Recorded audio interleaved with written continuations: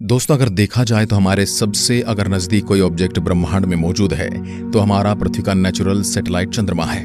इसलिए नजदीक होने की वजह से वैज्ञानिक चांद के बारे में पढ़ाई करना चाहते हैं। भारत ने साल 2009 के अंदर चंद्रयान-1 के जरिए चांद पर पानी खोज निकाला था। और अगर आपको पता ही है कि किसी भी ऑब्जेक्ट पर अगर पानी खोज लिया जाता है तो वैज्ञानिकों की भी दिलचस्पी उस ऑब्जेक्ट को लेकर बढ़ जाती है। चंद्रयान-1 की सफलता के बाद वैज्ञानिकों ने चंद्रयान-2 को चांद पर उतारने की प्लानिंग बनाई, लेकिन साल 2019 में इसका लैंडर चांद की जमीन पर नहीं उतर पाया।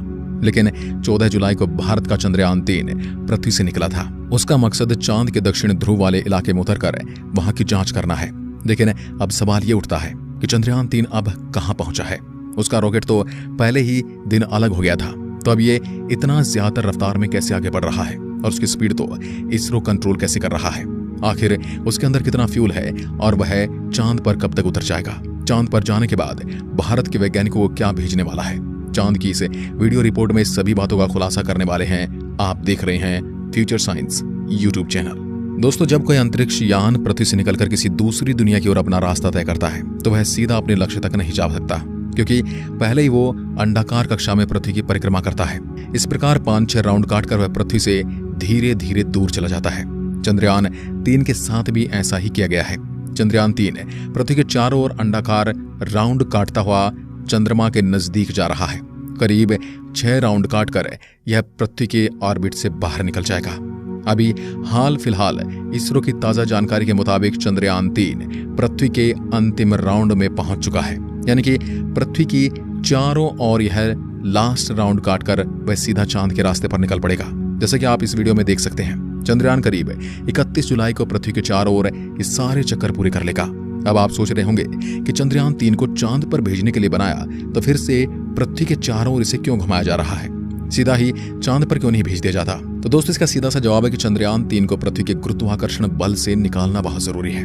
इसके लिए इसरो एक खास तरीके का प्रयोग करता है, यानी चंद्रयान-3 पृथ्वी के चारों ओर परिक्रमा करने का चक्कर धीरे धीरे बढ़ाता जाएगा और एक चक्कर ऐसा होगा जिसमें चंद्रयान पृथ्वी से काफी दूर और चंद्रमा के नजदीक होगा। लेकिन दोस्तों, ये काम जितना हमें सरल लग रहा है वह इतना है नहीं। इसमें कई सारे भयानक एक्सपीरियंस का सामना करना पड़ता है। इसके लिए थोड़ा और इसे मुद्दे को गहराई से जानने की कोशिश करते हैं। आपने पूरी प्रक्रिया तो समझ ही ली, लेकिन आप ये समझ नहीं पाए होंगे कि चंद्रयान-3 तो अभी अंतरिक्ष में है, पर इसरो इसकी कक्षा को बदलेगा कैसे। तो हम आपको पहले इसका जवाब दे देते हैं। दरअसल वैज्ञानिकों को इन बातों के बारे में पहले से ही पता होता है, इसलिए इसरो ने चंद्रयान-3 की दिशा और कक्षा बदलने के लिए उसमें थ्रस्टर लगाए थे। इन थ्रस्टर को चालू करके इसरो चंद्रयान-3 की दिशा और गति को नियंत्रित कर सकता है। 31 जुलाई वह तारीख होगी जब चंद्रयान-3 पृथ्वी से 1 लाख किलोमीटर दूर चला जाएगा। और फिर आपको यह रास्ता दिख रहा है, चंद्रमा और पृथ्वी के बीच का। इस रास्ते पर यह मुसाफिर चल पड़ेगा। इस रास्ते पर लगभग 5 दिन तक यह यात्रा करके चंद्रमा के नजदीक पहुंचेगा और 5 से 6 अगस्त को हमारा चंद्रयान-3 चांद की कक्षा में प्रवेश करने के लिए तैयार हो जाएगा। यहाँ पर वैज्ञानिक फिर से वही प्रोसेस अपनाएंगे और मॉड्यूल सिस्टम को चालू करके थ्रस्टर्स के जरिए इस चांद की कक्षा में इसे स्थापित कर दिया जाएगा। फिर राउंड के जरिए ये धीरे धीरे चंद्रमा के नजदीक जाता चला जाएगा। फिर 17 अगस्त की तारीख को पेलोड, लैंडर और रोवर मॉड्यूल से अलग हो जाएंगे और फिर लैंडर और रोवर चांद के अंडाकार कक्षा में आएंगे। चांद की कक्षा में आने के बाद वैज्ञानिकों का काम इसकी गति को धीमा करना होगा। इसके लिए चंद्रयान-3 में लगे हुए थ्रस्ट को इसकी गति के उल्टी दिशा में चलाया जाएगा और 23 अगस्त को वो दिन आएगा जब यह मुसाफिर चांद की उस रहस्यमय जगह पर उतर जाएगा। वैज्ञानिकों ने किसी भी समस्या से बचने के लिए कई अलग रास्ते की खोजें भी की हैं। लैंडर और रोवर को पहले से कहीं ज्यादा मजबूत बनाया गया है, जिसमें चंद्रयान-2 जैसी किसी भी गलती के बारे में बचा जा सके। और यह तो आपको पता ही है कि भारत में इससे पहले 2 चंद्रयान चांद पर भेजे जा चुके हैं। यह तीसरा मुसाफिर है और चांद पर ध्रुवीय इलाकों में शोध करने के लिए गया है। लैंडर के अंदर से रोवर निकलकर चांद के उस गड्ढे वाली जमीन के ऊपर चलेगा और वहां से कई बड़े बड़े खुलासे करने वाला है। और पूरी दुनिया की स्पेस एजेंसियों की इस पर नजर है, क्योंकि सभी वैज्ञानिक चांद के इस क्षेत्र से अनजान है। आज से पहले जिस देश ने भी वहां पर जाने की हिम्मत की है, उसका मिशन वहां पर जाने से पहले ही फेल हो गया। लेकिन इस बार भारत पूरी तैयारी के साथ चांद पर उतरा है। अब आपके दिमाग में सवाल आ रहा है कि इसके अंदर ऐसा कौन सा फ्यूल है जो इसे इस ब्रह्मांड के अंदर चला रहा है। दोस्तों, आज चंद्रयान अंतरिक्ष में इस रफ्तार से चल रहा है कि अगर उसकी कमांड में थोड़ी सी भी गलती हो जाए तो फिर बड़ी भारी दिक्कत हो सकती है। चंद्रयान-3 14 तारीख को लॉन्च हुआ था। उसके 16 मिनट बाद यह पृथ्वी के ऑर्बिट में पहुंच चुका था और यह भी आपको पता ही होगा कि अंतरिक्ष यान को पृथ्वी के वातावरण से बाहर निकलने के लिए 1 सेकंड के अंदर 11 किलोमीटर की स्पीड हासिल करनी होती है। इतनी स्पीड इस रॉकेट में लगे बूस्टर और अलग अलग इंजन हासिल करवा देते हैं। अब यहाँ बात आती है कि रॉकेट में जो फ्यूल था वो क्रायोजेनिक स्टेज से अलग होते ही खत्म हो चुका है। मतलब लॉन्च से केवल 16 मिनट के बाद से ही पूरा का पूरा खेल पूरा हो चुका है। अब चंद्रयान 3 चल किससे रहा है? तो दोस्तों, इस वक्त चंद्रयान 3 3 तरह की एनर्जी से चल रहा है।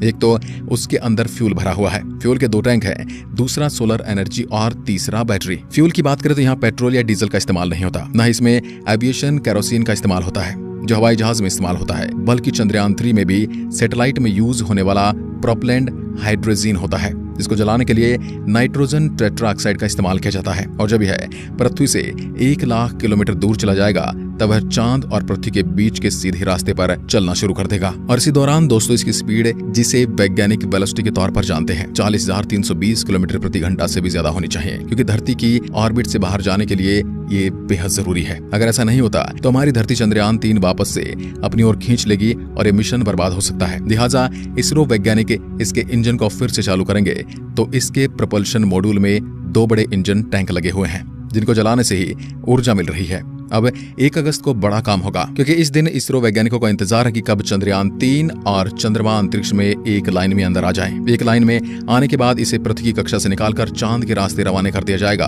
और फिर 17 अगस्त के आसपास इसरो वैज्ञानिक कोशिश करेंगे कि चंद्रयान 3 की कक्षा को पकड़ दिया जाए। नहीं तो 40,320 किलोमीटर प्रति घंटे की रफ्तार से चंद्रमा को बाय बाय बोल कर ये आगे निकल सकता है, यानी ये उससे भी आगे निकल सकता है। और अगर ऐसा हुआ तो सब कुछ बेकार हो सकता है। इसलिए यहाँ पर कदम कदम पर वैज्ञानिकों को सावधानी रखनी होगी। चांद के ऑर्बिट में डालने के लिए चंद्रयान के प्रपल्शन मॉड्यूल में लगे छोटे छोटे इंजन की मदद से चंद्रयान के इंटीग्रेटेड मॉड्यूल को पूरी तरह से विपरीत दिशा में घुमाया जाएगा।